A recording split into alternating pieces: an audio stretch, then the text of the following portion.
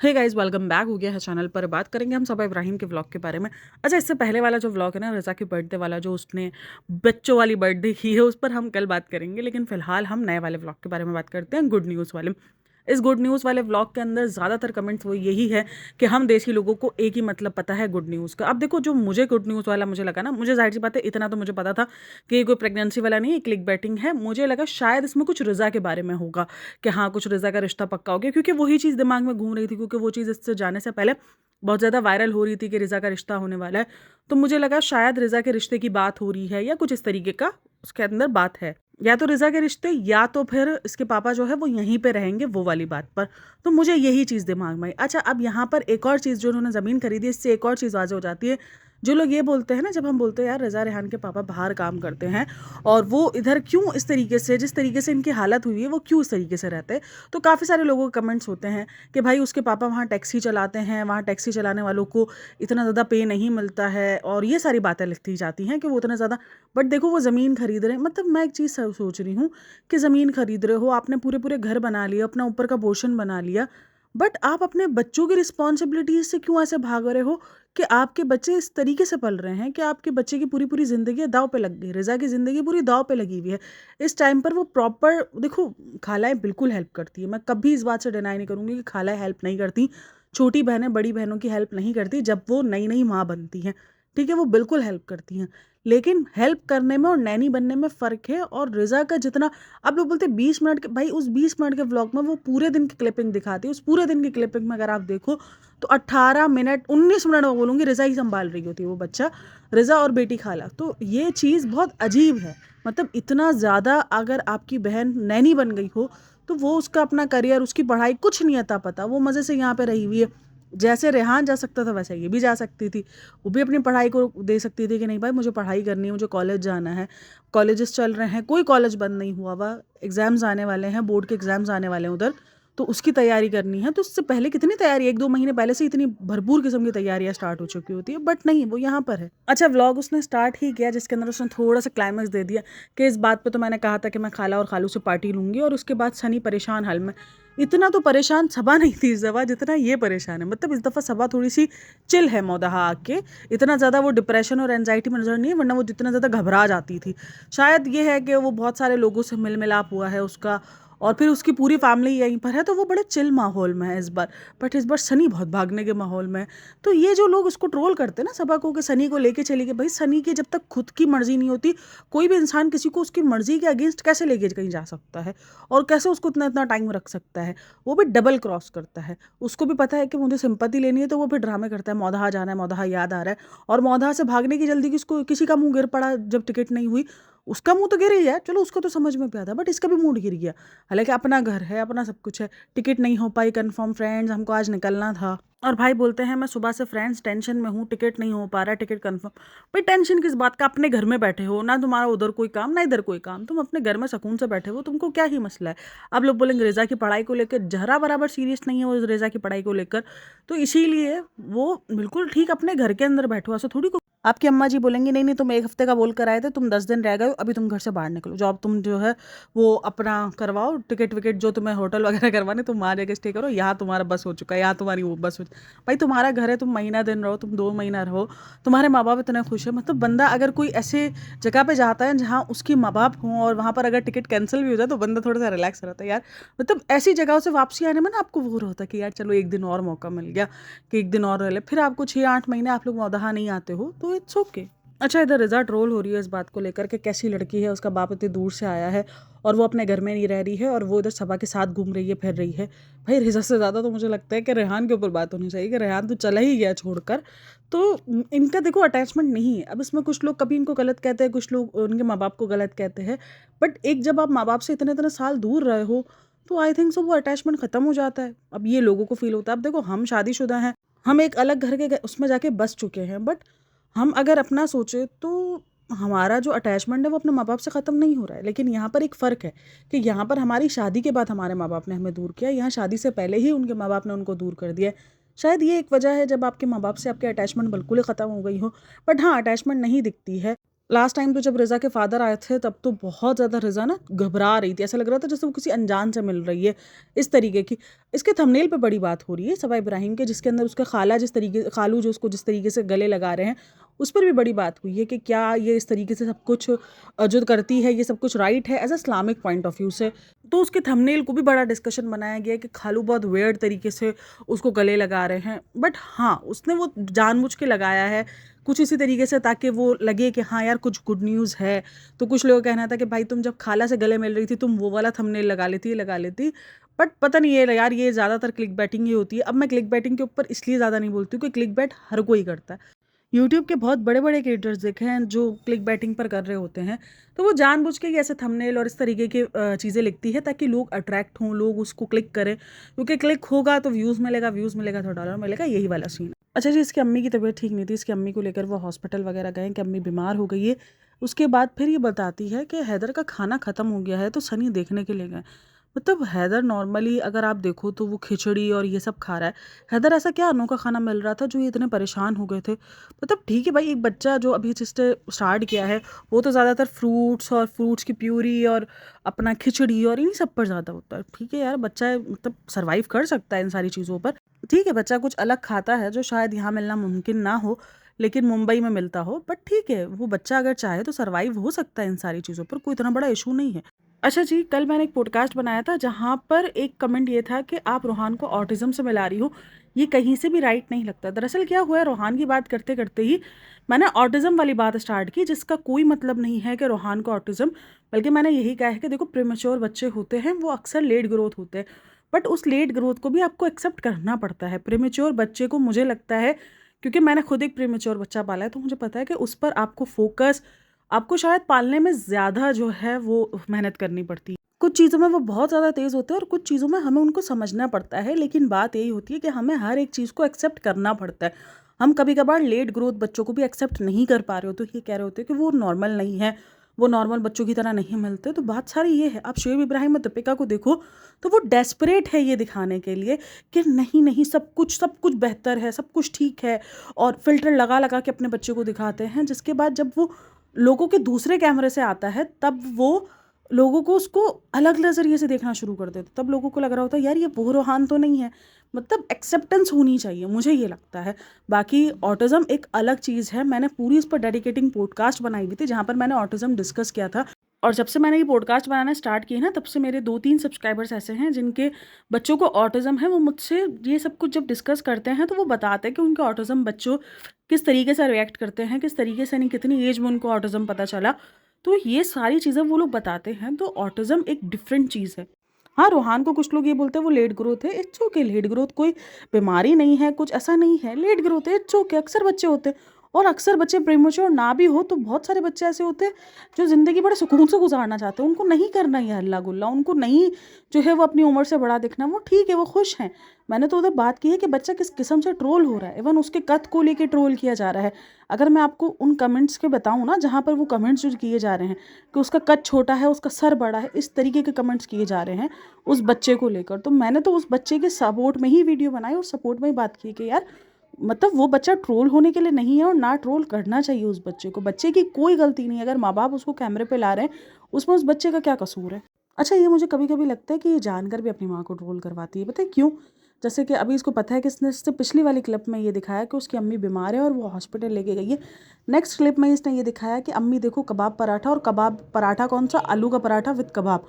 मतलब इतना हैवी खाना खा रही है, और वहाँ पर अगर आप देखो तो कमेंट सेक्शन में आया है कि अम्मी बीमार है और अम्मी को बीमारी में भी इतना हैवी खाना खाना है। भाई कुछ लाइट सा खाना दो, कुछ खिचड़ी दो, इस तरीके के खाने दो।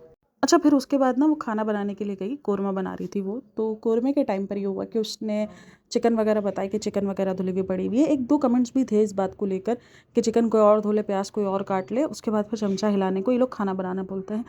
बट देखो पता है, वो जिससे काम करवा रहे हैं ना, जैसे रुखसाना बाजी, ये धर्म दादा, उनको वो पे करते हैं, अगर वो उनको हेल्प करके दे रहे हैं तो इट्स ओके।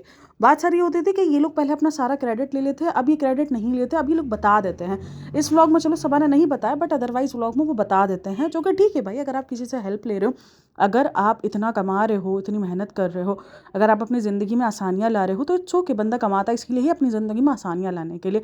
अच्छा, यहाँ पर ना हालांकि ये पूरे पार्ट में कोई ऐसी चीज़ नहीं थी जो कि क्रिटिसाइज़ की जाए, बट हाँ, एक चीज़ पे लोगों ने उसको क्रिटिसाइज़ किया, खास करके उसके मसाले को लेकर। वो जो मसाला था ना, मेहरान करके, मेहरान कंपनी जो है वो पाकिस्तान में बहुत ज़्यादा मशहूर है, मेहरान के मसाले।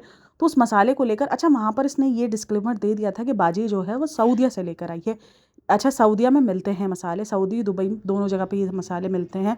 मेहरान के मसाले, शान के मसाले, ये सारे मसाले आपको सऊदी में भी मिलेंगे सेम सेम जो है। ये ज़रूरी नहीं है कि सिर्फ ये पाकिस्तान में ही बनता है और सिर्फ पाकिस्तान में ही बिकता है, ना ये सऊदी और दुबई दोनों में भी बिकता है। तो इसकी बाजी जो है वो सऊदी से लेकर आई थी। अब मुझे ना इस मसाले के ऊपर नहीं समझ में आ रहा, जो लोग इस बात को लेकर ऑफेंड हो रहे कि यार ये पाकिस्तानी मसाला यूज़ कर रही है, और जो लोग इस बात को लेकर फ़ख्र में आ रहे हैं कि अरे बाजी आप हमारे पाकिस्तान नहीं, मतलब मुझे बताओ इसमें क्या फ़ख्र वाली बात है और इसमें क्या ऑफेंड होने वाली बात है। मुझे ये बताओ कि इट्स ओके यार, मसाला ही तो है। मतलब कि ये चीज़ें मुझे नहीं समझ में आती कि इन सब चीज़ों पे क्यों ऑफेंड होना और इन सब चीज़ों पर क्यों जो है वो मतलब कि फ़ख्र करना है। मतलब एक मसाला यूज़ करने पर हम फ़ख्र करेंगे कि अरे अरे हमारे मुल्क का मसाला यूज़ कर ना, मतलब क्या हो गया ऐसा? मसाला ही तो है, खाना ही तो बना के वो खुद ही खा रहे हैं। मतलब इट्स ओके यार, एक मसाले से कौन सा हमारा जीडीपी बढ़ गया? और मज़े की बात, वो मसाला पाकिस्तान से लिया हुआ भी नहीं था, वो मसाला सऊदी से आया था। तो भाई मैं लोगों को ये चीज़ देखकर ना मैं हैरत में चली जाती हूँ कि मतलब ये क्या है और ये क्यों है? मतलब वो पाकिस्तानी चूड़ियाँ पहनेगी तो लोगों को फ़ख्र होगा कि अरे पाकिस्तान की चूड़ियाँ पहन रही है। मतलब पाकिस्तान से, और जो लोग हैं, जो दूसरे लोग हैं वो उसको ट्रोल करेंगे, अरे पाकिस्तान की चूड़ियाँ पहन। आजकल ना लोगों ने पता है क्या किया है, देशभक्ति को जो ना वो दूसरे मुल्क को गाली देना बना दिया है। कि अगर आपको देशभक्ति साबित करनी है अपनी, या आपको ये बताना है कि आप अपने मुल्क से कितना प्यार करते हो, तो आपको दूसरे मुल्क को गाली देनी पड़ेगी, तो ही आप अपना प्यार साबित कर सकोगे। ये सिर्फ इंडिया पाकिस्तान में ही चल रहा है। पाकिस्तान के लोग अगर कभी कुछ इंडिया को अच्छा बोलते हैं, तो वहाँ के लोग भी ऑफेंड हो जाते हैं, अरे तुम्हें तो इंडिया चले जाना चाहिए, तुम्हें तो इंडिया में ही रह जाना चाहिए।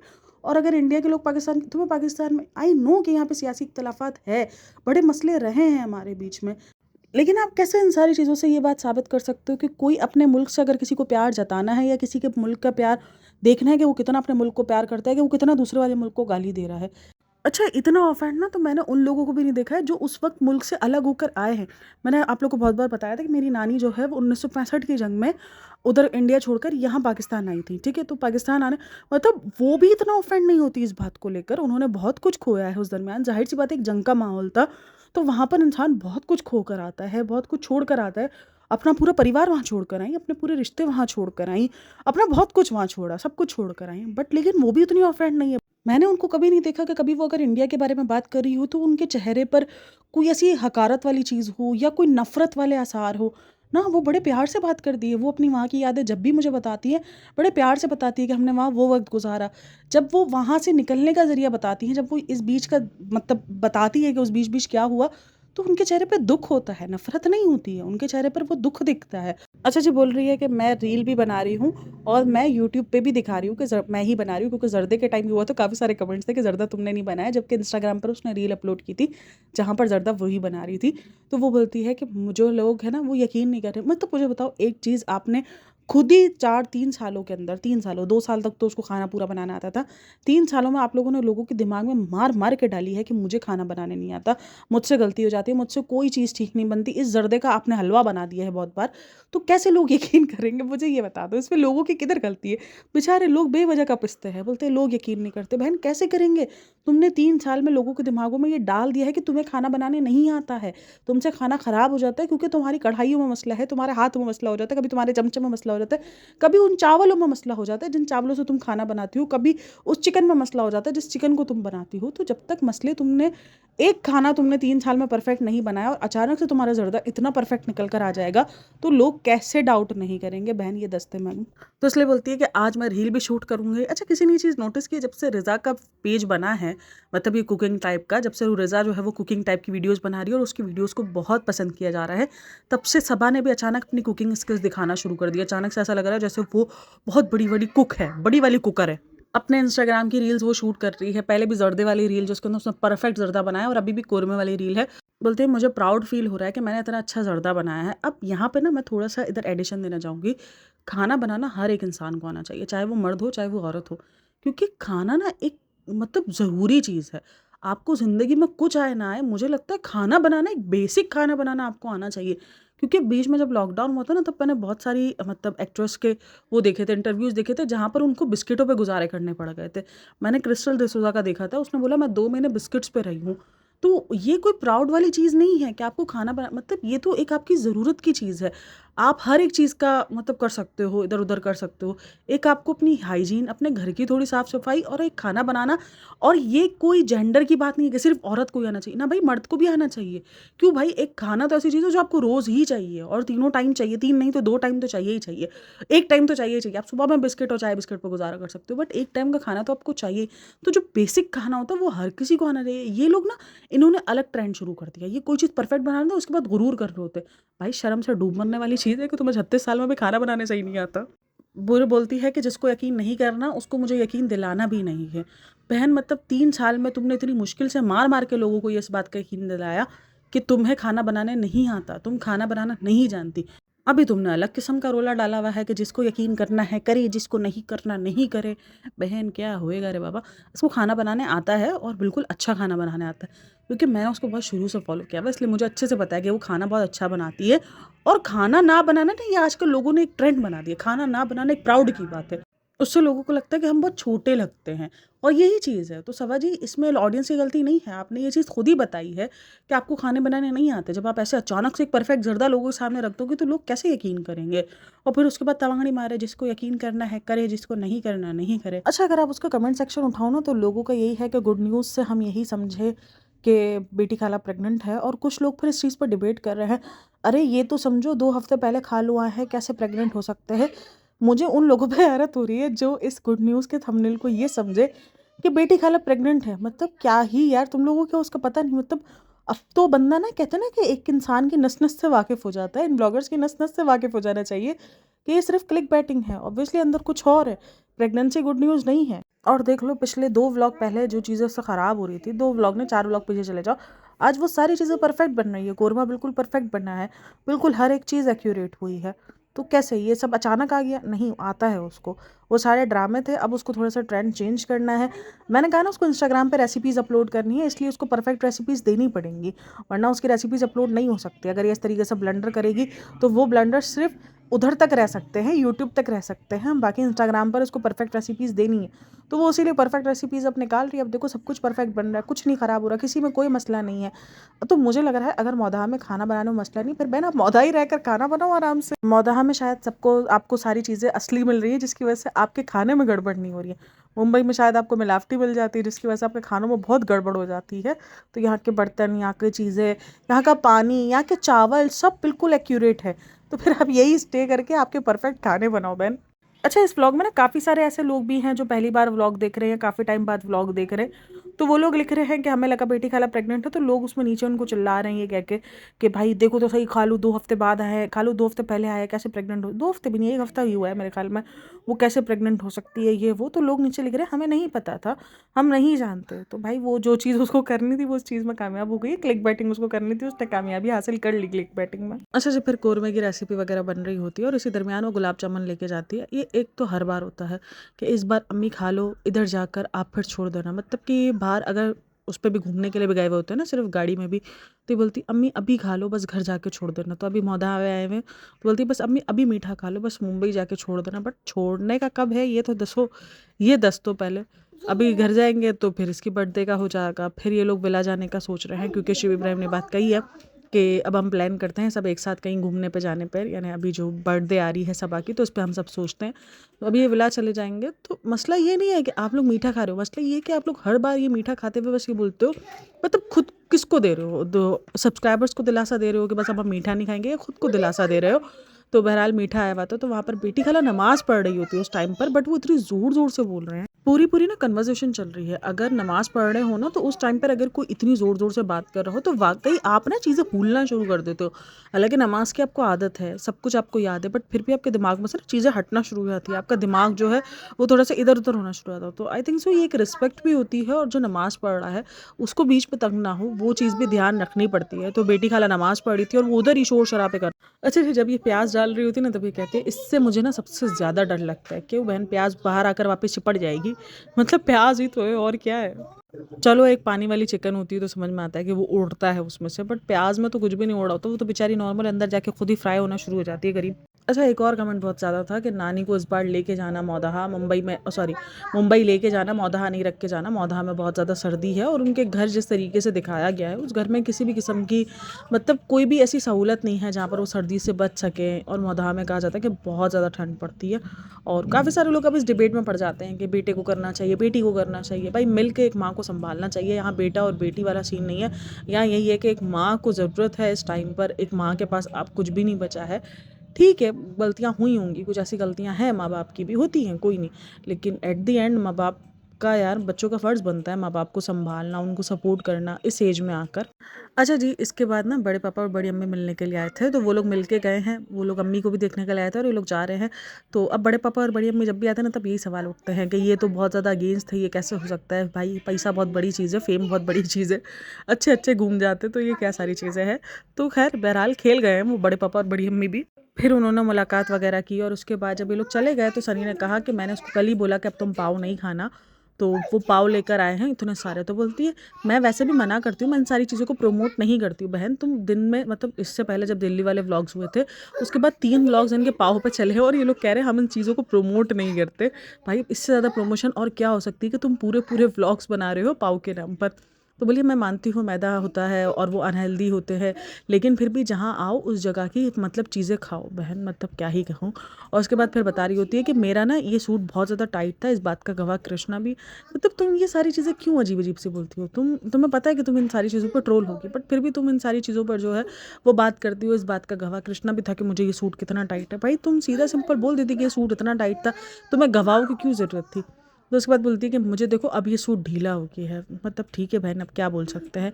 अब पता है सीन क्या है कि एक तो आप वैसे ही आपका वेट बढ़ा हुआ है, उसके बाद अगर आप अपने आप को पतला दिखाने के लिए डेस्परेट हो रहे हो और फिर आप ये सारी चीज़ें कर रहे हो तो ऑब्वियसली आप इन सब चीज़ों पर ट्रोल होगे कि आपको पतला दिखने का डेस्परेट है, बट आप नहीं दिख रहे, आप हो मोटे। फिर वही क्या होता है कि लोग अलग अलग एंगल से पिक्चर्स निकालते हैं, अलग अलग एंगल से लोग उसको देख कर फिर उसको ट्रोल करते हैं कि ये देखो जी, ये जो जिसके कपड़े लूज़ हो रहे हैं, ये देखो ये इधर से फट रही है, उधर से फट रही है। तो फिर लोग यही करते हैं क्योंकि आपको डेस्परेट है कि बस मुझे पतला बोलो, जबकि वो पॉसिबल नहीं है, डेस्परेट नहीं होना चाहिए, इट्स ओके। चलो जी, इस वीडियो को हम यहीं पर एंड करते हैं, मिलते हैं नेक्स्ट वीडियो में, तब तक अपना बहुत सारा ख्याल रखना, बाय बाय, टेक केयर, अल्लाह हाफ़िज़।